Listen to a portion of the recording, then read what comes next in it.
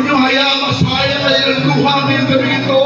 But Lord, let these tears be a testimony of their humble heart that they are surrendering everything to you, Lord. And they will face this new year with new hope, with new strength, with new vigor, Panginoon, para sa inyo. Tulungan niyo po sila. Hallelujah, Panginoon. Laki ng Diyos. Let them, Lord, be released from the hands of the enemy. Panginoon, ang kaaway ay wala na pong poder sa kanilang mga buhay. Lord, kung meron mga kabataan dito na walang relasyon sa inyo, I pray, God, that you have to realize that they need you in their life, Lord.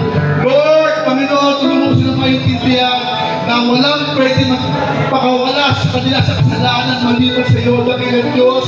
Oh, hallelujah, Panginoon, sa gabi ito. Let your mighty, powerful hands, Lord, move in this place, Lord. Lord, let the Spirit speak to this young people, Lord.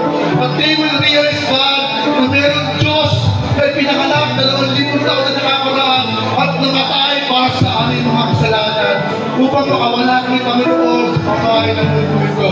Panginoon, we lift them up to you, God.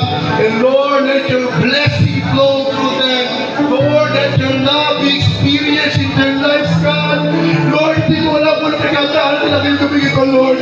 But Lord, in your mighty power, God, in your mighty, powerful hands, Lord, let them be released, Lord, from the bondage of the enemy.